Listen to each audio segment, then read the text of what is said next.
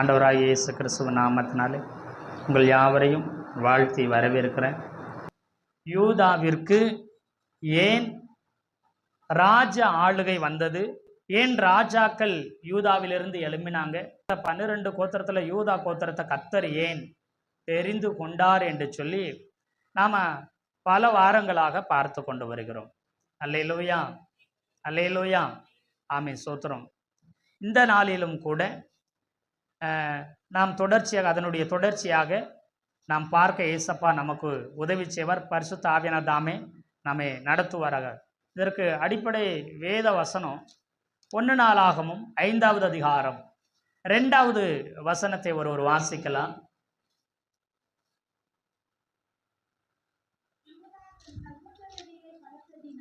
யூதா தன் சகோதரிலே பலத்ததினால் ராஜாதிபத்தியம் அவனுடைய சந்ததியில் உண்டானது. ஆகிலும் சேஷ்டபுத்திர சுதந்திரம் யோசேப்புடையதாயிற்று. அல்லேலூயா, ஆமென், ஸ்தோத்திரம். இந்த வசனத்தின் அடிப்படையில் தான் நாம கர்த்தருடைய வார்த்தைகளை தொடர்ந்து தியானித்து கொண்டு வருகிறோம்.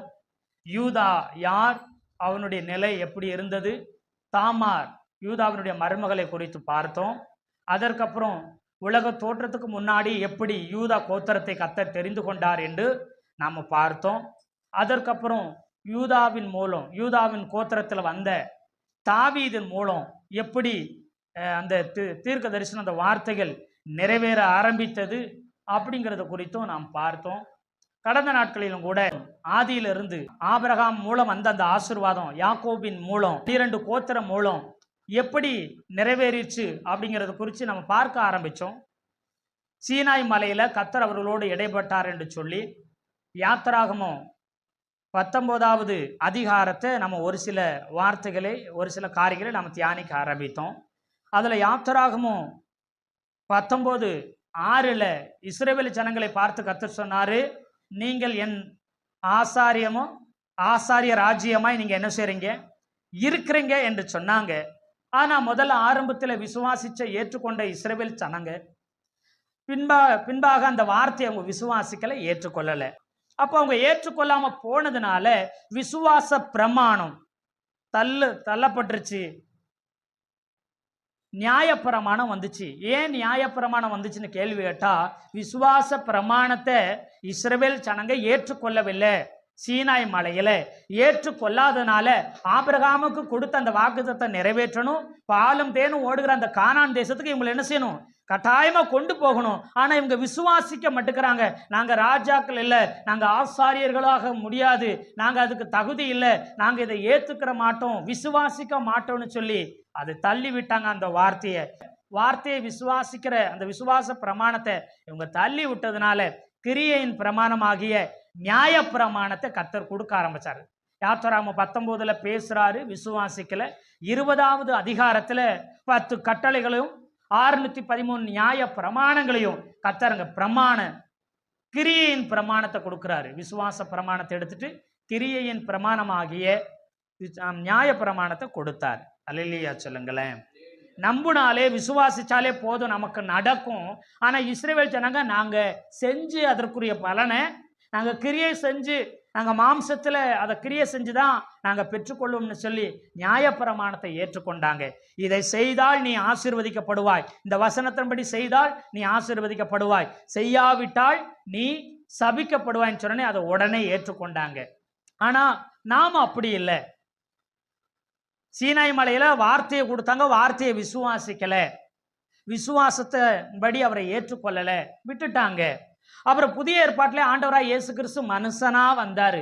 அவர் வரும்போது என்ன செஞ்சாங்கன்னா அவரை ஏத்துக்கிறல. வார்த்தையா வரும்போதும் இஸ்ரவேல் ஜனங்க ஏத்துக்கிறல. வார்த்தையானவர் மாம்சமா வரும்போது என்ன செய்யல, மனுஷனா வரும்போது அவரை ஏற்றுக்கிறல. அப்படிங்கிறத குறித்து கடந்த வாரங்களில ஒரு சில காரியங்களை நாம் பார்த்தோம். அல்லேலூயா, அல்லேலூயா, ஆமென், ஸ்தோத்திரம். இன்னைக்கு யூதா கோத்திரத்தில் வந்த தாவீதின் மூலம் தாவீதின் வம்சத்தில் பிறந்த இயேசு கிறிஸ்துவின் வழியாக நாம என்ன செய்யறோம், ராஜாக்களாக மாறுகிறோம். அந்த ராஜாதிபத்திய உலகை ஆளுகிற அந்த அதிகாரம் இயேசு கிறிஸ்து மூலம் நமக்கு வருது. இஸ்ரவேல் ஜனங்க இயேசுவை விசுவாசிக்கல. அதனால நாங்க பிரமாணத்தை, நியாய பிரமாணத்தின்படி கிரியை செஞ்சு நாங்க என்ன செய்யறோம், அந்த ஆசீர்வாதத்தை பெற்றுக்கிறோம்னு சொல்லிட்டாங்க. இயேசுவை தள்ளிட்டாங்க. புறஜாதியா இருக்கிற நம்ம என்ன செய்யறோம், இயேசுவை விசுவாசிக்கிறோம். அல்லேலூயா. விசுவாசத்தினாலே நீதிமான் பிழைப்பான். நாம விசுவாசிச்சு நாம பிழைக்கிறோம். அது இஸ்ரவேல் ஜனங்க என்ன செய்யறாங்கன்னா கிரியை செய்து பிழைக்கிறாங்க. அல்லேலூயா. ஒரு சில வசனங்களை நாம் பார்த்து தொடர்ந்து இயேசு கிறிஸ்துவுக்குள்ள உள்ள அந்த வாக்குத்தத்தம், அந்த ஆசீர்வாதம் எப்படி நமக்குள்ள வந்துச்சு, எப்படி நாம் அதுக்கு சொந்தக்காரங்களா மாறிட்டோம், இப்போ நம்முடைய நிலைமை என்ன என்கிறத குறித்து தெளிவாய் விளக்கமாய் பார்க்க ஏசப்பா நமக்கு உதவி செய்வாராக. உலக தோற்றத்துக்கு முன்பதாகவே ஆண்டவர் முன்குறித்து விட்டார். முன்குறித்ததுக்கு அப்புறம் முன்குறித்தது போலவே ஆண்டவராகிய இயேசு கிறிஸ்து என்ன செய்தார் பாருங்க. யோவான் 1:1 வாசிச்சிருங்க. அப்படியே, ஆதியிலே வார்த்தை இருந்துச்சு, அந்த வார்த்தை தேவனிடத்துல இருந்துச்சு, அந்த வார்த்தையே தேவனாய் இருந்தது. அந்த தேவனாய் இருந்த வார்த்தையை இஸ்ரவேல் ஜனங்க ஏற்றுக்கொள்ளவில்லை, அதாவது விசுவாசிக்கவில்லை. அல்லேலூயா. இப்போ ஆதியில வார்த்தையா இருந்த தேவன் பார்த்தீங்கன்னா, ஆதியாகமும் 3வது அதிகாரம் 15வது வசனத்துல மனிதர்களாகிய ஆதாம் ஏவாளுக்கிட்ட கர்த்தராகிய தேவன், பிதாவாகிய தேவன் சொல்லுகிறார். 3:15 வாசிங்க. உனக்கும் ஸ்திரீக்கும், உன் வித்துக்கும் அவள் வித்துக்கும் பகை உண்டாக்குவேன், அவர் உன் தலையை நசுக்குவார். இப்ப பாத்தீங்கன்னா, ஆண்டவராகிய இயேசு கிறிஸ்து, வார்த்தையாகிய கடவுள், வார்த்தையாகிய ஆண்டவர், அவர் என்ன செய்ய போறார், ஒரு ஸ்திரீயின் மூலம், ஒரு ஸ்திரீயின் வயிற்றுல, ஒரு பெண்ணின் வயிற்றுல இருந்து என்ன செய்ய போகிறாரு, அவர் பிறந்து இந்த பூமிக்கு வரப்போகிறார்னு முத இயேசு கிறிஸ்து குறித்து தீர்க்க தரிசனம் அங்க சொல்லப்படுகிறது. யோவான் 1:1 வார்த்தையா இருந்தவர், அந்த வார்த்தை என்ன செய்து ஒரு பெண்ணின் வயிற்றுல மூலமா என்ன செய்ய போகுது, இந்த உலகத்துல பிறக்க போகுதுன்னு பிதாவாகிய தேவன் சொல்லுகிறார். அல்லேலூயா. அப்புறம் சொல்லிட்டாரு. அப்புறம் ஆதி ஆகமத்துல 22:18 வசனம் சொல்லுது, ஆபிரகாமிட்ட சொல்றார், நீ என் சொல்லுக்கு கீழ்ப்படிந்தபடியினால்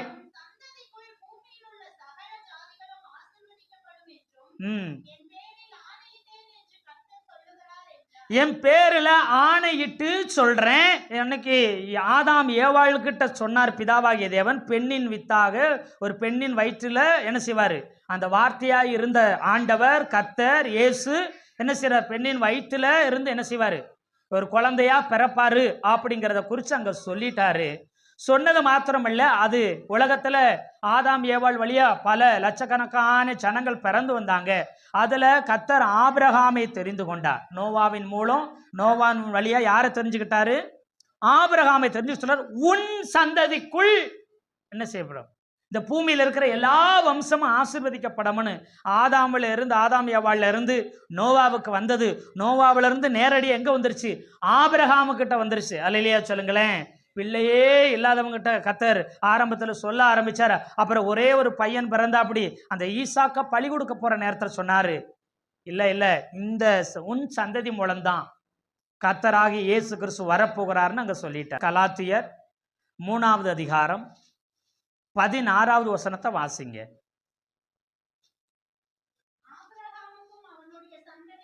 ஆபிரகாமுக்கும் அவனுடைய சந்ததிக்கும் வாக்கு தத்தங்கள் பண்ணப்பட்டன. சந்ததிகளுக்கு அப்படின்னு சொல்லாம உன் சந்ததிக்கென்று ஒருவரை குறித்து தான் சொல்லியிருக்கிறார். அந்த சந்ததி இயேசு கிறிஸ்துவே. அல்லேலூயா. ஆபிரகாம் மூலம், ஆபிரகாமின் பிள்ளைகள் மூலம் முழு உலகமும் ஆசீர்வதிக்கப்படவில்லை. ஆனா ஆபிரகாமின் வம்சத்துல வந்த உன் சந்ததின்னு சொல்லப்பட்ட இயேசுவின் மூலம் இன்னைக்கு முழு உலகமும் முழு வம்சங்களும் ஆசீர்வதிக்கப்படுகிறது, அவரை விசுவாசிக்கிறதுனால. எத்தனை பேர் ஆமேன்னு சொல்றீங்க? அல்லேலூயா. ஆமே. சோதர கலாத்தியர் 3:14 வாசிங்களேன். ஆபிரகாமுக்கு உண்டான ஆசீர்வாதம் கிறிஸ்து இயேசுவினால புறஜாதியாகிய நமக்கு வந்துருச்சு. அல்லேலூயா.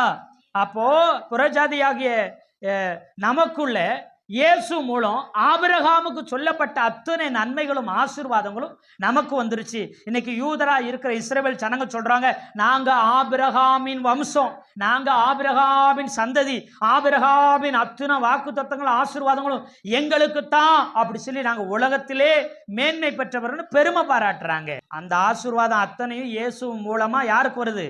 ஆண்டவராய் இயேசு மூலமா நமக்கு வந்திருக்குன்னு சொல்லி அங்க கலாத்தியர்ல அப்போஸ்தலனாகிய பவுல் அங்க எழுதுகிறார். இப்போ ஆபிரகாம் மூலம் தெரிந்து கொண்ட அந்த உன் சந்ததின்னு சொல்லப்பட்டது. அப்புறமா ஆதியாகமம் 49 8-11 குறிச்சுக்குங்க. ஆதியாகமம் 49 8-11 குறிச்சுக்குங்க. 10வது வசனத்துல சமாதான கர்த்தராகி இயேசு கிறிஸ்து என்ன செய்வாரு? வருவார் என்று யூதா கோத்திரத்தில் சொல்லப்பட்டது. அவரு எந்த கோத்திரத்துல வருவாரு? எந்த மனுஷங்களுடைய சந்ததியில வருவாருன்னா ஆபிரகாமில் இருந்து யூதாவினுடைய வம்சத்துல வருவார் என்று சொல்லப்பட்டிருக்கிறது. அல்லேலூயா சொல்லுங்களேன், அல்லேலூயா சொல்லுங்களேன். அப்ப யூதா கோத்திரத்துல வருவாரு. எங்க பிறப்பாருன்னு சொன்னா மீகா 5:2 சொல்லும் பொழுது அவர் யூதாவில் உள்ள பெத்லகேமில் இயேசுநாதர் என்ன செய்வாராம்? பிறப்பார் என்று சொல்லி அவர் எந்த கோத்திரத்துல வருவாருன்னு சொல்லிட்டு அப்புறம் எந்த இடத்துல பிறப்பாருன்னு என்ன செஞ்சிருக்கு? சொல்லப்பட்டிருக்கு. யூதாவில் தான் பிறப்பாரு. அது யூதாவில் உள்ள ஒரு பெத்லகேம் ஊரில் தான் அவர் என்ன செய்ய போகிறாரு? பிறப்பாரு.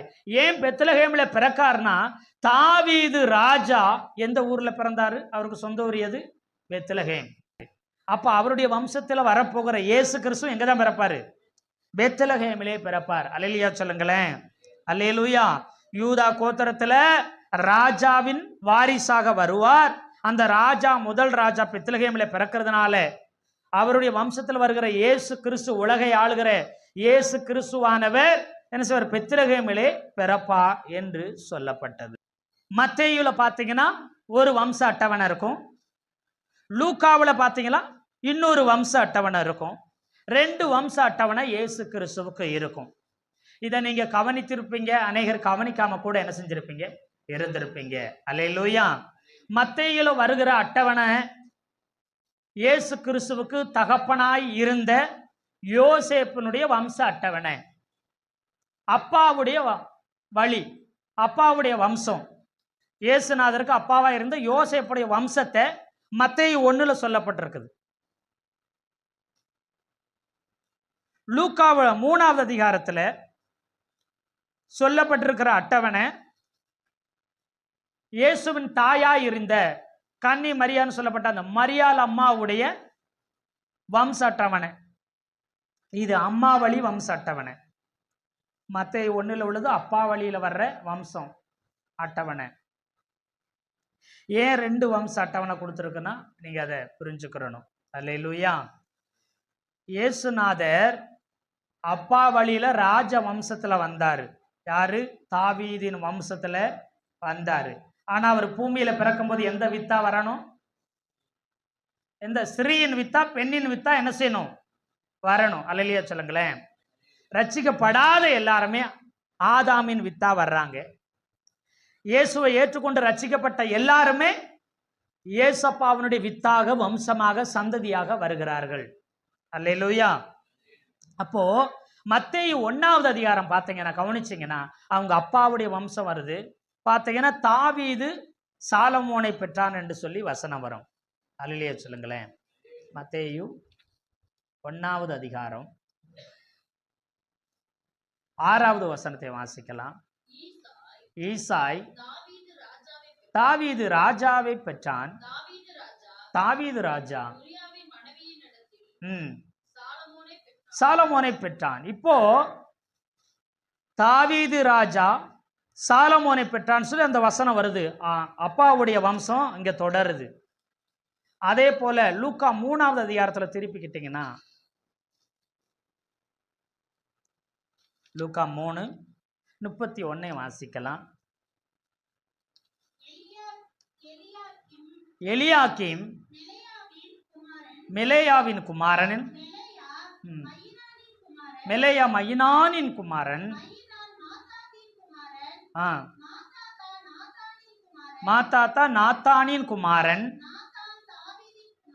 நாத்தான் தாவீதின் குமாரன். அல்லேலூயா.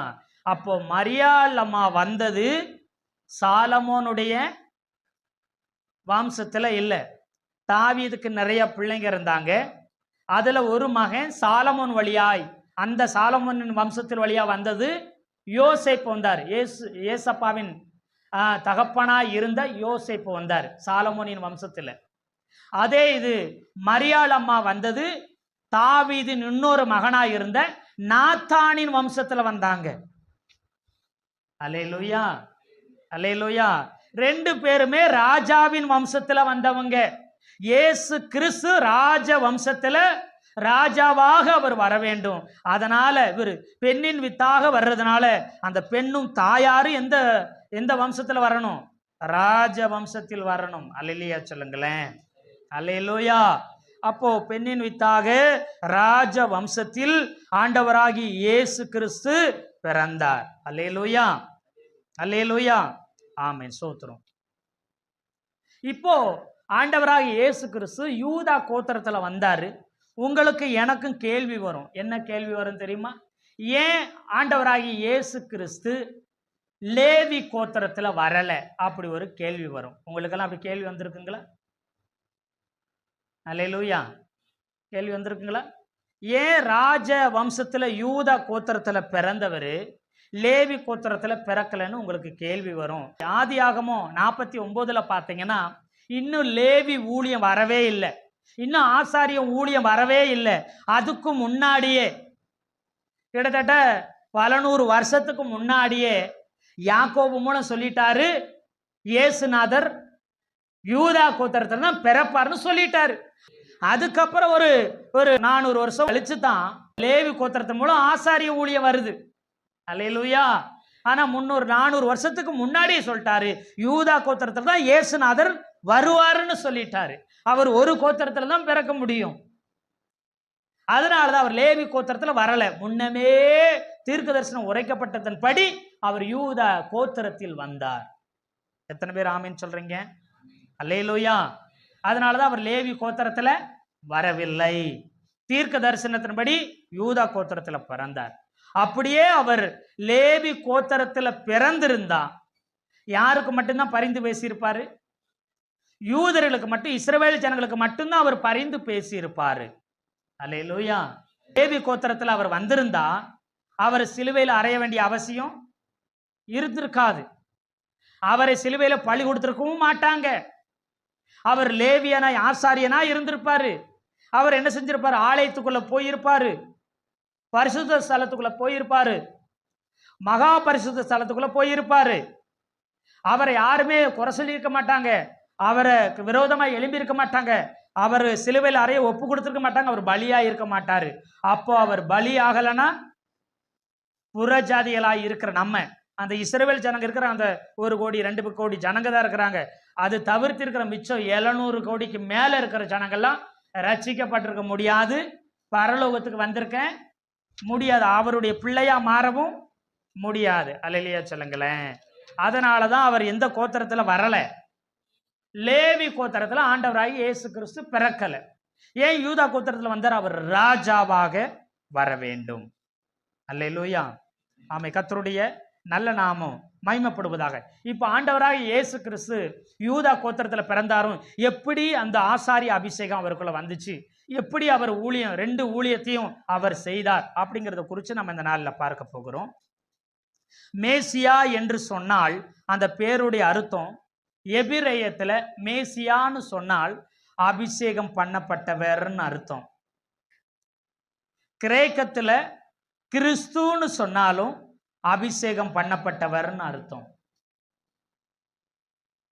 எபிரேயத்துல மேசியா, கிரேக்கத்துல கிறிஸ்து. இது ரெண்டுக்கும் ஒரே அர்த்தம், அபிஷேகம் பண்ணப்பட்டவர்னு அர்த்தம். ராஜ அபிஷேகம் பெற்றவங்களுக்கு ஆசாரிய அபிஷேகம் கிடைக்காது, நியாயப்பிரமாணத்தின்படி இருக்காது. ஆசாரிய அபிஷேகம் பெற்றவனுக்கு ராஜ அபிஷேகம் கிடையாது. அதாவது ஒருத்தர் ராஜாவா இருந்தா ஆசாரியனா மாற முடியாது, ஊழியக்காரனா பாஸ்டரா என்ன செய்ய முடியாது, மாற முடியாது. ஒருத்தன் பாஸ்டரா ஊழியக்காரனா ஆசாரியனா இருந்தா ராஜாவா மாற முடியாது. ஏதாவது ஒரு அபிஷேகம் தான் அவங்களுக்கு கொடுக்கப்படும். ஆனா ஆண்டவராகி இயேசு கிறிஸ்துவுக்கு இந்த இரு அபிஷேகமும் அவர் பெற்றிருந்தார். அல்லேலூயா, அல்லேலூயா. ராஜாவின் அபிஷேகமும் அவர் மேல இருந்துச்சு, ஆசாரிய அபிஷேகமும் அவர் மேல என்ன செஞ்சுச்சு, இருந்துச்சு. இப்போ நியாயப்பிரமாணம் சொல்லுது, இயேசுநாதரை விசுவாசிச்சா மட்டுமே ராஜாவாக ஆசாரியராக அவர்களால மாற முடியாது, மாறக்கூடாது. ஏன்னா ஒரு ராஜாவுடைய பிள்ளை தான் இன்னொரு ராஜாவாய் வரணும், ஒரு ஆசாரியனுடைய பிள்ளை தான் இன்னொரு ஆசாரியனா வரணும். விசுவாசிச்சா மட்டும் ராஜாக்கெல்லாம் ஆசாரியர் என்ன செய்யக்கூடாது, வரக்கூடாது, வர முடியாது. அல்லேலூயா. அப்படி வந்தா நியாயப்பிரமாணத்தை மீறுகிறதாய் அர்த்தம் அப்படின்னு சொல்லிருக்கு. மத்தேயு 5வது அதிகாரத்துல இயேசுநாதர் ஒரு வசனம் சொல்லும்போது எப்படியா சொல்லுகிறார். மத்தேயு 5:17 வசனம், நியாய பிரமாணத்தை ஆனாலும் தீர்க்க தரிசனங்களை ஆனாலும் அழிக்கிறதுக்கு வந்தேன் என்று எண்ணிக்கொள்ளாதீங்கள், அழிக்கிறதற்கு அல்ல நிறைவேற்றுகிறதற்கே வந்தேன். அல்லேலூயா சொல்லுங்களேன். அப்போ எல்லாத்தையும் நியாயப்பிரமாணங்களை நிறைவேற்ற வந்த ஆண்டவராகிய இயேசு கிறிஸ்து அந்த நியாயப்பிரமாணத்தை என்ன செய்யக்கூடாது, அவர் மீறவும் கூடாது, அழிக்கவும் கூடாது. அல்லேலூயா. இஸ்ரவேல் ஜனங்களுக்கு நீங்க என்னுடைய ஆசாரிய ராஜ்யமாய் இருப்பீங்கன்னு சொன்னா இஸ்ரவேல் ஜனங்க நம்பல, ஏத்துக்கிறல. இத புறஜாதிகள் நம்புனாங்க, ஏற்றுக்கொண்டாங்க. யோவான் 1:13 வசனம், ம் ம்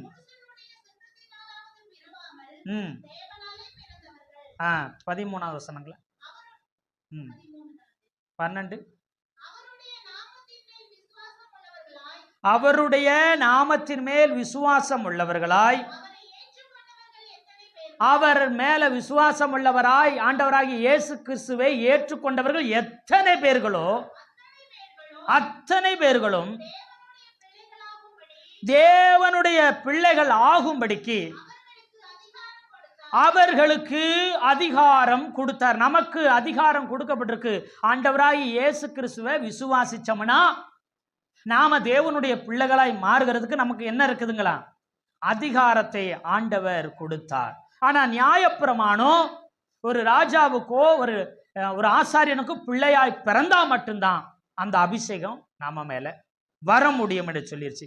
இப்ப இதை ஆண்டவராகிய இயேசு கிறிஸ்து நிறைவேற்றணும், நம்மை பெற்றெடுக்க வேண்டும். அதற்கு என்ன செய்யணும் அப்படின்னு சொன்னா அதற்காகத்தான் ஆண்டவராகிய இயேசு கிறிஸ்து சிலுவையிலே பலியாக வேண்டியதாய் இருந்தது. ஏசாயா தீர்க்கதரிசன புஸ்தகம் 52வது அதிகாரம் 14வது வசனத்தை ஒருவர் வாசிக்கலாம்.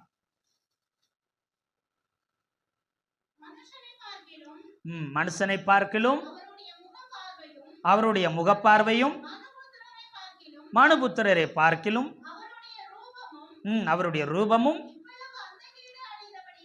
இவ்வளவு அந்த கேடு அடைந்தபடியினாலே அவரை கண்ட அநேகர் பிரமித்தார்கள். அல்லேலூயா. அவரை பார்த்த எல்லாரும் சிலுவையில அவர் எப்படி இருந்தாராம், அவரை பார்த்த எல்லாரும் பிரமிச்சாங்களாம். ஏன் பிரமிச்சாங்க தெரியுமா? சிலுவையில ஒரு உருவமே இல்லாம ஒரு என்ன செஞ்சு, ஒரு சதை, ஒரு மாம்ச துண்டு, ஒரு பெரிய துண்டு தொங்குன மாதிரி தொங்குச்சான். மனுஷனுக்குரிய உருவமே இல்லையாம். ஏன்னா அவரை சாட்டையினாலும் வாரியினாலையும் அப்புறம் என்ன செய்தாங்க, அடித்து அடித்து அவர் குச்சியினால் அவரை அடித்து அவர் உடம்பெல்லாம் கீறி நார் நாராய் தொங்குனது.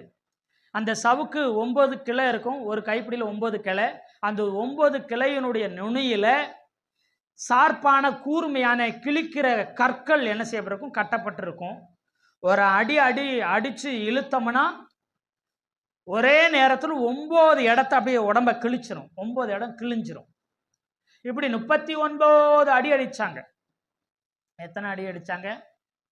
ஒரு அடிக்கு 9 இடம் கிழிஞ்சிரும். 39 அடி அடிச்சாங்க அவரு.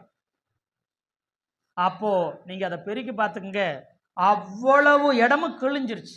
உடம்பு சரீரம் எல்லாம் கிழிஞ்சு நார் நாரா தொங்க ஆரம்பிச்சிருச்சு. அதனால அவர் உடம்புல இருக்கிற எல்லா ரத்தமும் போயிருச்சு. ஏன் ஆண்டவராக இயேசு கிறிஸ்து இப்படி சிலுவையில சித்திரவதைப்பட்டு எல்லா ரத்தத்தையும் சிந்தி சாகணும்னா, பெண்களுக்கு ஆண்டவர் சொல்லிட்டாரு, நீ கற்ப வேதனையோட தான் என்ன செய்ய பிள்ளைய பெருவாயின்னு சொல்லிட்டாரு. ஏன்னா அங்க ஒரு வார்த்தை சொல்லிட்டாரு ஏவாள்கிட்ட சொல்லும்போது, நீ வேதனையோட பிள்ளைய பெருவாய். பிள்ளை பெறும் பொழுது 2 காரியங்களை ஒரு பெண், இப்பெல்லாம் ஆப்ரேஷன் பண்ணிடுறாங்க, என்ன இருந்தாலும் பிள்ளை பெறும் பொழுது 2 காரியங்களை ஒரு பெண் அனுபவிக்க வேண்டும். ஒன்று பயங்கரமான உயிர் போகிற அளவு வேதனையும், 2வது தான் உடம்புல இருக்கிற ரத்தத்தை என்ன செய்யணும், ஆமா ரத்தத்தை சிந்தணும், ரத்தம் சிந்தணும், அப்புறம் மரண வேதனையை அனுபவிக்கணும். இதை 2 இல்லாம ஒரு குழந்தைய பெற்றெடுக்கவே முடியாது. இன்னைக்கு ஆப்ரேஷன் பண்றாங்க வலி வர்றதுக்கு முன்னாடியே, அப்படி இருந்தாலும் வயிற்று என்ன செய்யணும், ஆமா கிழிக்கும் போது ரத்தம் வருது. ஏன்னா பிரசவிக்கும் போது, சுகப்பிரசவமா பிரசவிக்கும் போது உயிர் போகிற உச்சபட்ச வேதனை வரும். அந்த வேதனை ஆண்களுக்கு வந்துருச்சுன்னா எல்லா நரம்புகளும் வெடித்து ரத்தம் வந்து செத்து போயிடுவாங்களாம். பெண்கள் அந்த பிரசவ வேதனை வருகிற அந்த வேதனை ஒரு ஆண்களுக்கு வந்தா எல்லா நரம்பும் புடைச்சி வெடிச்சு எல்லா நரம்புலையும் ரத்தம் கசிஞ்சு ஸ்பாட்ல இறந்துருவாங்களாம். அவ்வளவு உச்சபட்ச வேதனை வருமா பிரசவ வேதனை. அப்படிப்பட்ட வேதனையை அனுபவிச்சு அதோடு கூட அவங்க ரத்தத்தையும் சிந்தி தான் பிள்ளையை பெற்றெடுக்கணும். இப்ப ஆண்டவராக இயேசு கிறிஸ்து நம்மை பெற்றெடுக்கணும்னா ரூல்ஸ் சட்டம் இருக்குது, அவர் ரத்தம் சிந்தணும். அதனாலதான் சிலுவையில் அவர் நார் நாராக கிழிக்கப்பட்டார். அல்லேலூயா. ரத்தம் சிந்துதல் இல்லாமல் பாவ மன்னிப்பு இல்லை. பாவத்தை மன்னிக்கிறதுக்கு அவர் ரத்தம் சிந்தணும். நம்மை பெற்றெடுக்கவும் அவர் என்ன செய்யணும், ரத்தம் சிந்தணும். நம்மளை ராஜாக்களாக ஆசாரியராக மாற்றணும்னா அவர் ரத்தம் சிந்தினார். அதோடு கூட மரண வேதனையை அவர் அனுபவிச்சார். உச்சபட்ச வேதனையை அவர் சிலுவையில் அனுபவிச்சார். அதனாலதான் என் தேவனே என் தேவனே ஏன் என்னை கைவிட்டேன் என்று சொல்லி கதறினார். அல்லேலூயா. எப்படி ஒரு தாய் ரத்தம் சிந்தி உச்சபட்ச வேதனையை அனுபவித்து குழந்தையை பெறுகிறாளோ, அதே போல ஆண்டவராக இயேசு கிறிஸ்து சிலுவையில ரத்தம் சிந்தி உச்சபட்ச மரண வேதனையை அனுபவிச்சு அவர் நம்மை சிலுவையில பெற்றெடுத்தார். அல்லேலூயா சொல்லுங்களேன். ஏசாயா 53:10 ஒரு வாசிக்கலாம். கர்த்தரோ பாடுகளுக்கு உட்படுத்தினார்.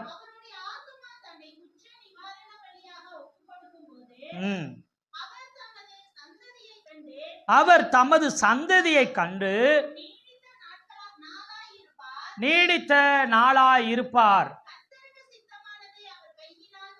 கர்த்தருக்கு சித்தமானது அவர் கையினால் வாய்க்கும். இங்க என்ன சொல்லுங்க, குற்ற நிவாரண பலினா பலிகளிலே கடைசி பலி குற்ற நிவாரண பலி. எல்லா பலியும் முடிச்சு கடைசி பலி தான் குற்ற நிவாரண பலி. ஆண்டவராகிய இயேசு கிறிஸ்து கடைசி பலியாகிய குற்ற நிவாரண பலியாகும் பொழுது உச்சபட்ச வேதனை தாங்க முடியாது. என்னால என்ன செய்ய முடியல, இந்த வலி வேதனையை தாங்க முடியல. ஒரு தாய் சொல்வா, என்னுடைய வலி வேதனை தாங்க முடியல, நான் செத்து போனா நல்லா இருக்கும். அப்படி சொல்லும் பொழுது எல்லாரும் சொல்லுவாங்க, அங்கே உள்ளவங்க பிரசவம் பார்க்குறவங்க சொல்லுவாங்க, இல்லை இல்லை இப்போ குழந்தை பிறந்துரும், குழந்தை நல்லபடியாக இருக்குது, குழந்தை பிறந்துருச்சுன்னு சொன்னோன்னே அந்த குழந்தைய குறித்து சொன்ன உடனே குழந்தை நினப்பு வந்தோடனே இல்லை இல்லை நான் சாகக்கூடாது, என் பிள்ளைய நான் வளர்த்து ஆளாக்கி வாழ வைக்கணும்னு சொல்லி அந்த தாய் இந்த வேதனையும் தாங்கி நான் உயிரோட என்ன செய்யணும் இருந்து என் பிள்ளைகளை வாழ வைக்கணும் வளர்க்கணும்னு சொல்லி அவன் அந்த வலி வேதனையெல்லாம் தாண்டி ஜெயித்து மறுபிறப்பு பெறுகிறாள். எத்தனை பேர் ஆமீன்னு சொல்றீங்க? அதே போல ஆண்டவராய் இயேசு கிறிஸ்துவும் அவர் மரணத்தின் உச்சத்தில் அவர் இருக்கும் பொழுது அவருக்கு பிதா காமிச்சாராம், குமாரனாகிய இயேசு கிறிஸ்து காமிச்சாரு, நம்முடைய முகங்களை எல்லாம் காமிச்சாரு. நீ ரத்தம் சிந்துகிறதுனால, நீ இந்த மரண வேதனைப்பட்டு நீ மரணத்துக்கு ஒப்பு கொடுக்கப்படுகிறதுனால இவங்க எல்லாம் என்ன செய்வாங்க, உன்னுடைய சந்ததியா உன்னுடைய பிள்ளையா இவங்க பிறக்க போறாங்க, இவங்களுக்காக நீர் மறுபடியும் உயிரோடு என்ன செய்யணும், எழும்பி வர வேண்டும் என்று சொல்லி பிதாவாகிய தேவன் காண்பித்தார். எத்தனை பேர் ஆமென் சொல்றீங்க? அல்லேலூயா, அல்லேலூயா. அதை காண்பித்த உடனே அவர் நம்முடைய பாவங்களுக்காக நம்மை பெற்றெடுக்கும்படிக்காக அவர் என்ன செய்தார்? அவர் ரத்தம் சிந்தினார். பாவங்களுக்காக, பாவத்தின் சம்பளம் மரணம். அதனால நாம மரிக்க வேண்டியது நமக்காக அவர் மரிக்க வேண்டியதா இருந்துச்சு. ஆனா நம்மை வாழ வைக்க அவர் மரித்தார். அல்லேலூயா. நம்மை நரகத்திலிருந்து மீட்க அவர் மரித்தார். நம்மை உயர்த்தி ஆசீர்வதிக்க அவர் உயிரோடு எழும்பினார். இப்ப ஆண்டவராகிய இயேசு கிறிஸ்து இப்போ நம்மை சிலுவையிலே பெற்றெடுத்து விட்டார். இப்போ 2 அபிஷேகம் பெற்றிருக்கிற, ராஜ அபிஷேகம் பெற்றிருக்கிற, ஆசாரிய அபிஷேகம் பெற்றிருக்கிறவருடைய பிள்ளைகளாக நாம் என்ன செய்யறோம்? அவர் விசுவாசிக்கிறவங்க தேவனால் நாம் பிறந்து விட்டோம். எத்தனை பேர் ஆமென் சொல்றீங்க? எப்படி ஆண்டவராகி இயேசு கிறிஸ்துவுக்கு 2 அபிஷேகம் வந்திருக்கும்னு சொன்னா நம்ம ஏற்கனவே பார்த்திருக்கிறோம். 2 ஆசாரிய முறை இருந்துச்சு. எப்படி விசுவாச பிரமாணம், நியாய பிரமாணம், அதாவது ஆவிக்குரிய பிரமாணம், மாம்சத்திற்குரிய பிரமாணம் என்று 2 பிரமாணம் இருந்துச்சோ, அதே போல 2 ஊழியங்கள் இருந்தது. அல்லேலூயா. ஆசாரிய ஊழியர் 2 விதமா இருந்தது. 1 எபிரேயர் 7, 9, 10, 11 அப்படி வாசிக்கலாம். அன்றியும் மெல்கிசேதேக்கு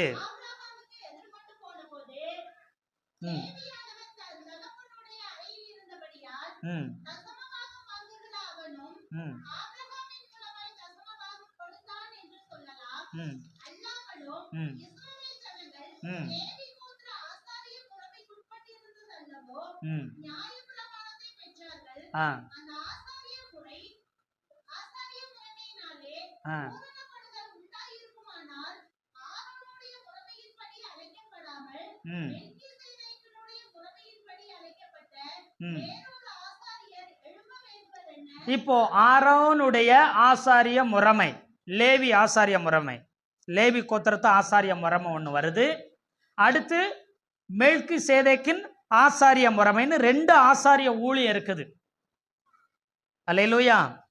லேவி கோத்திரத்து ஆசாரிய ஊழியம் என்று சொன்னா ஆரோனுடைய பையன் லேவி கோத்திரத்தில் பிறந்த இஸ்ரவேல் ஜனம் மட்டும்தான் ஊழியக்காரனா ஆசாரியனா மாற முடியும், பரிந்து பேச முடியும்.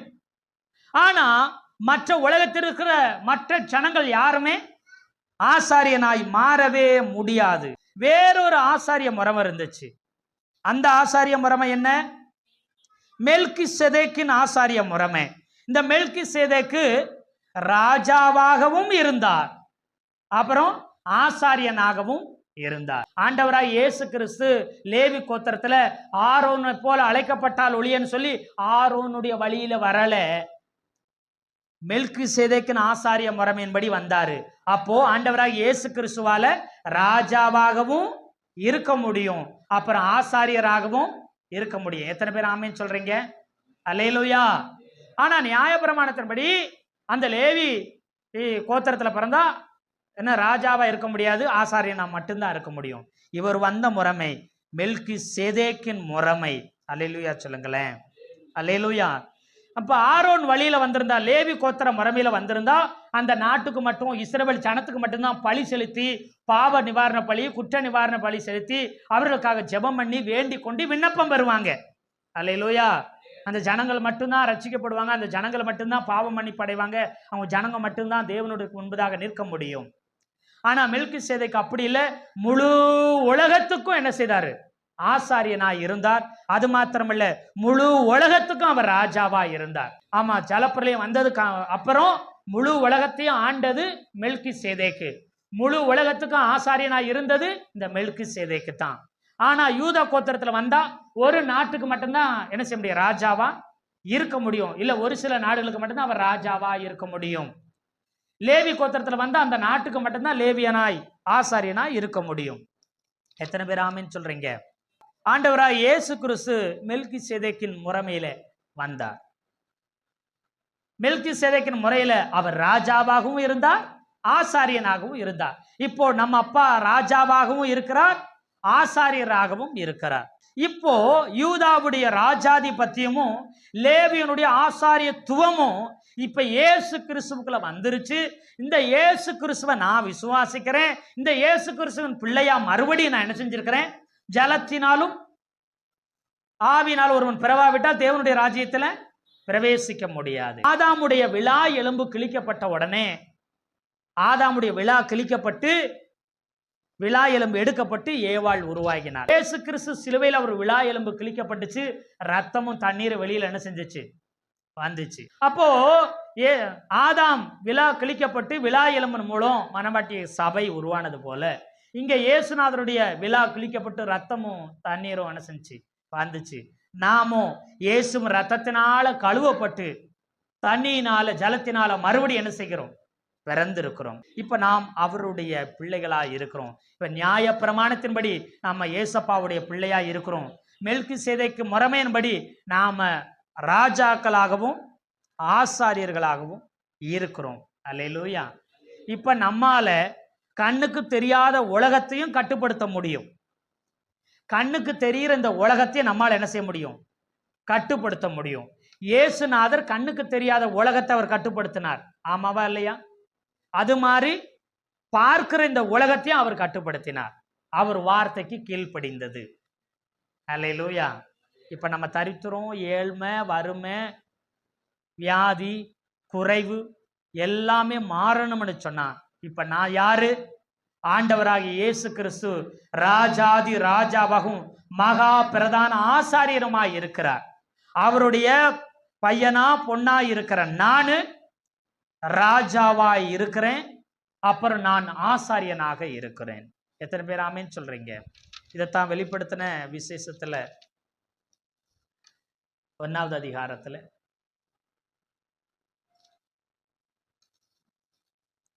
6வது வசனத்தை ஒருவர் வாசிக்கலாம். நம்மிடத்தில் அன்பு கூர்ந்து தமது இரத்தத்தினாலே நம்முடைய பாவங்களற நம்மை கழுவி நம்முடைய பிதாவாகிய தேவனுக்கு முன்பதாக நம்மை ராஜாக்களும் ஆசாரியர்களும் ஆக்கின.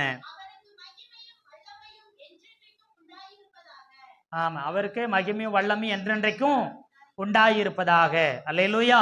நம்ம ராஜாக்களும் ஆசாரியரும் ஆக்குனாரு. எதற்காக? நம்ம மேல அன்பு வச்சதுனால. இப்ப நீங்க சொல்லலாம், சரி நான் பிள்ளை ஆயிட்டேன்னு சொல்றீங்களே, அதுக்கு ஏதாவது வசனம் இருக்குதா? அதுக்கு ஏதாவது அடையாளம் இருக்குதா? உறுதிப்பாடு இருக்குதா? நீங்க கேட்கலாம். ஆண்டவராக இயேசு கிறிஸ்து இந்த பூமியில உயிரோடு இருந்து ஊழியம் செய்யும் போது, மரித்து உயிரோடு எழும்புறதுக்கு முன்னாடி நம்மை பார்த்து, விசுவாசிக்கிறவர்களை பார்த்து தன்னுடைய சீசர்கள் என்று சொன்னார். எல்லாவற்றையும் விட்டு என்னை பின்பற்றி வந்தா நீங்க எனக்கு சீசர்களாய் இருப்பீங்க. முதல் சொன்னாரு நீங்க சீசர்கள் என்று சொன்னாரு. அல்லேலூயா. 2வது யோவான் 15:8 வாசிங்கள. யோவான் 15:8 நீங்கள் மிகுந்த கனிகளை கொடுப்பதனால் என் பிதா மகிமைப்படுவார், எனக்கு நீங்க சீசர் என்று சொல்லி சொன்னார். 15:8 யோவான் 15:8 சொல்லும்போது நீங்க எனக்கு சீசர் என்று சொன்னார். யோவான் 15:15 வசனத்தை வாசிங்க. இனி நான் உங்களை ஊழியக்காரன்னு சொல்ல மாட்டேன். ஊழியக்காரன் தான் எஜமான் செய்கிறதெல்லாம் அவனுக்கு தெரியவே தெரியாது. நான் உங்களை சிநேகிதர்னு சொல்றேன்.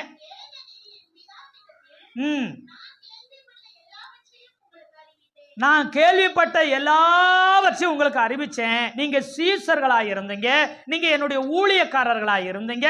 இப்போ நீங்க சீசர்கள் அல்ல, ஊழியக்காரர்கள் அல்ல, என்னுடைய சிநேகிதர்களாக இருக்கிறீர்கள் என்று ஆண்டவராக இயேசு கிறிஸ்து சொன்னார். ஆபிரகாமியம் சிநேகிதனே என்று சொன்னார். இப்ப சிநேகிதனாய் இருந்தோம்.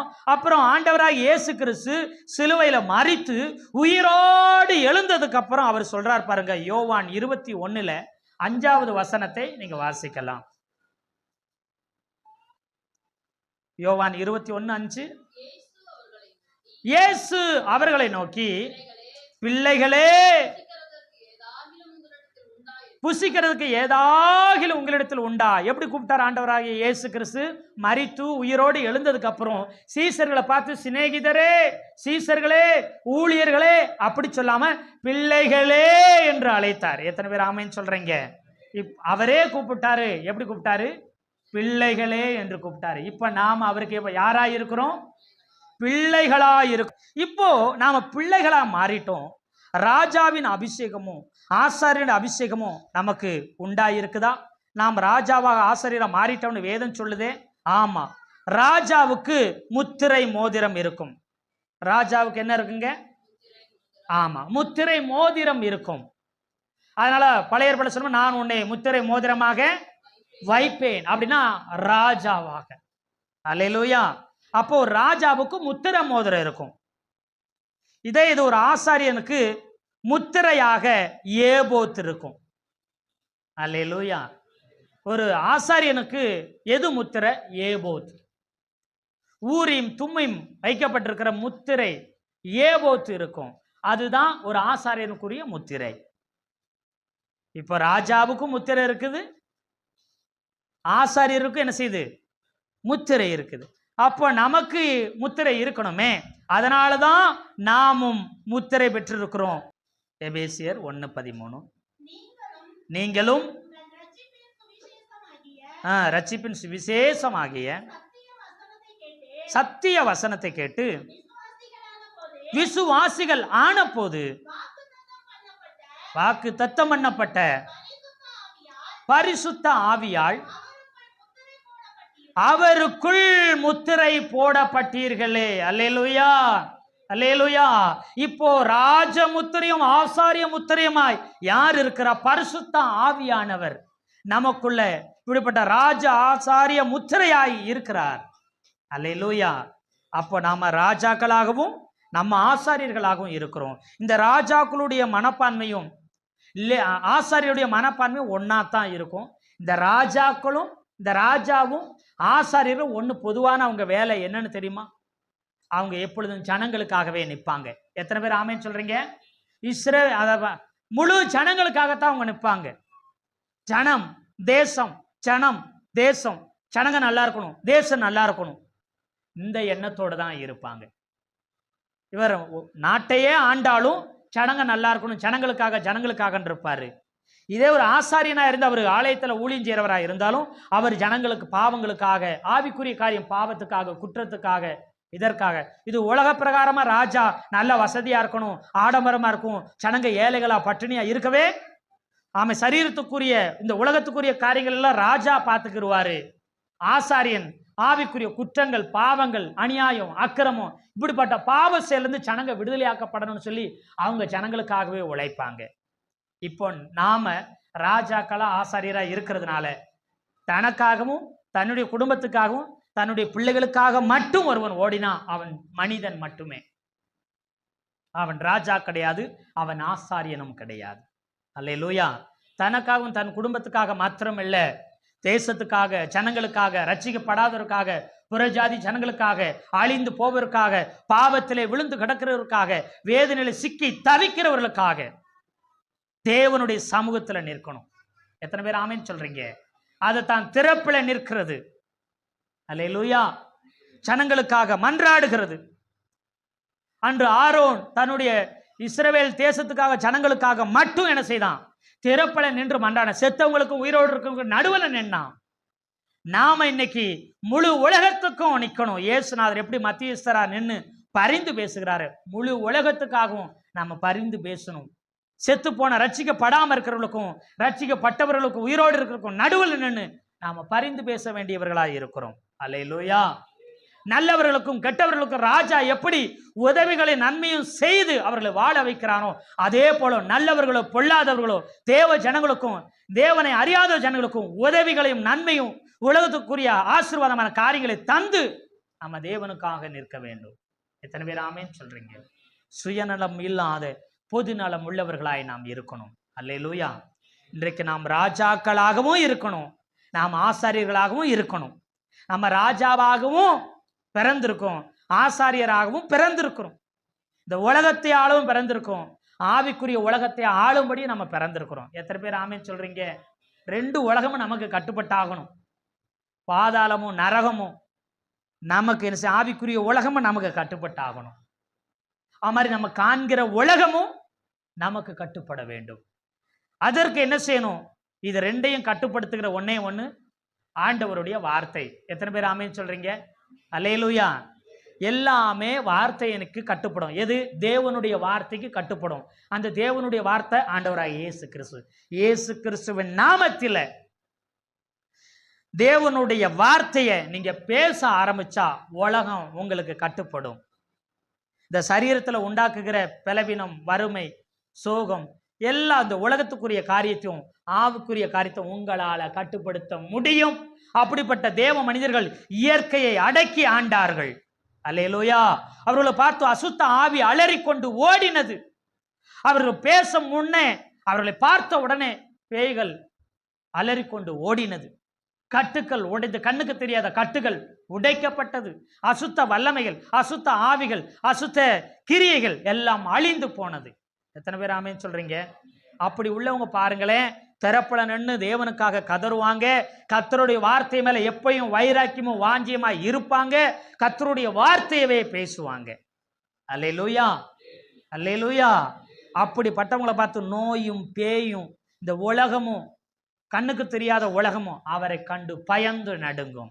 இயேசுநாதரை பார்த்து மனிதர்கள் மட்டுமல்ல, அசுத்தாவி அந்தகார சக்திகளும் எல்லாமே பயந்து நடுங்கினது. காண்கிற உலகம் மட்டுமல்ல, காணாத உலகமும் நம்மை கண்டு பயப்படும்படிக்கு கர்த்தர் நம்மை பேர் சொல்லி அழைத்திருக்கிறார். லேவியராகமம் 16:24 ஆசாரியனுடைய பிரதான வேலை. லேவியராகமம் 16:24 பரிசுத்த இடத்திலே ஜலத்தில் ஸ்நானம் பண்ணி தன் வஸ்திரங்களை உடித்து கொண்டு வெளியே வந்து தன் சர்வாங்க தகன பலியும் ஜனங்களின் சர்வாங்க தகன பலியும் இட்டு தனக்காகவும் ஜனங்களுக்காகவும் பாவ நிவிருத்தி செய்து, தனக்காகவும் ஜனங்களுக்காகவும் என்ன செய்வான்? பாவ நிவிருத்தி செய்வான். தனக்காகவும் பலியிடுவான், ஜனத்திற்காகவும் பலியிடுவான், தனக்காகவும் ஜெபம் பண்ணுவான், தன்னுடைய ஜனங்களுக்காக தேசங்களுக்காகவும் என்ன செய்வான்? அவன் திறப்பில நிற்கிறவராய் காணப்படுவானா? எத்தனை பேர் ஆமென் சொல்றீங்க? இந்த ஒரே காரியத்தை ராஜாவா ஆசாரியரா இருக்கிற நாமும் இந்த காரியத்தை செய்ய முடியும். எப்படி செய்ய முடியும் என்று சொன்னா, ரோமர் 8:26 அந்தபடியே ஆவியானவரும்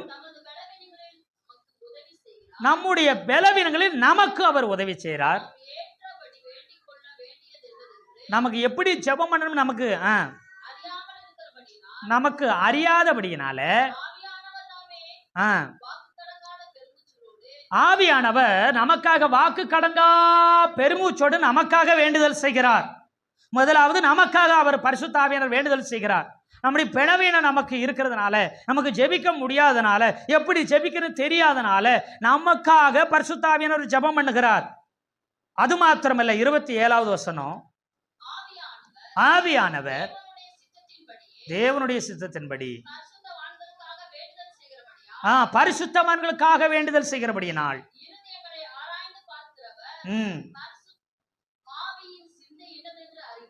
ஆவியின் சிந்தை என்னதென்று அறிவார். இப்போ நீங்க உங்களுக்காகவும் உங்களுடைய ஜனங்களுக்காகவும் தேசத்துக்காகவும் ஜெபம் பண்ணணும்னா எப்படி ஜெபம் பண்ணணும் உங்களுக்கு தெரியாது.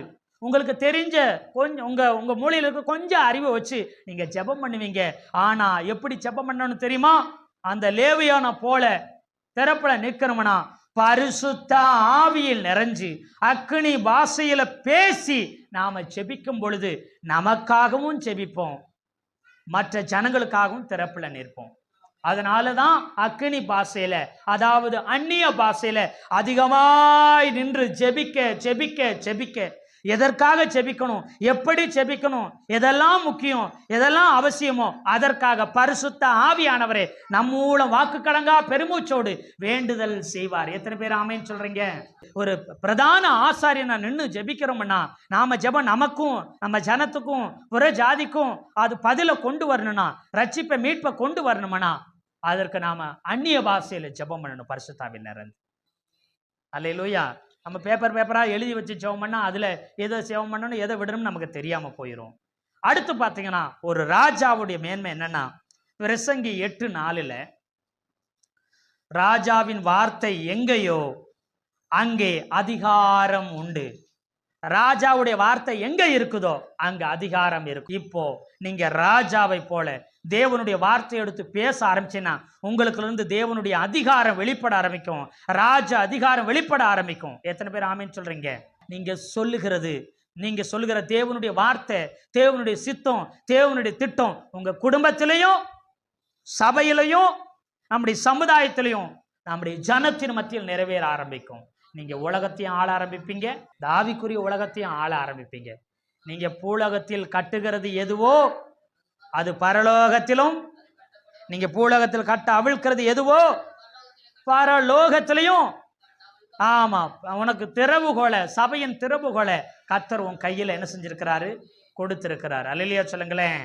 இந்த வார்த்தையின்படி நீங்க விசுவாசத்தோடு எழும்பி அக்னி பாஷையில, அந்நிய பாஷையில அதிகமாய் செபித்தா ஒரு பிரதான ஆசாரியனான நின்று ஆவிக்குரிய எல்லா காரியங்களும் நீங்க கட்டுப்படுத்தி ஆளுவீங்க. அல்லேலூயா. அப்புறம் நீங்க தேவனுடைய வார்த்தையை வைராக்கியமாய் பேசும் பொழுது, ஒவ்வொரு காரியத்திலும் கர்த்தருடைய வார்த்தையை விசுவாசத்தோடு பேசும் பொழுது இந்த உலகத்தை ஆள ஆரம்பிப்பீங்க. அதனாலதான் ஆண்டவர் சொன்னாரு. அந்த வெளிப்படுத்தல் 1 திரும்ப வாசிச்சு நம்ம முடிக்கலாம். 1வது அதிகாரம்.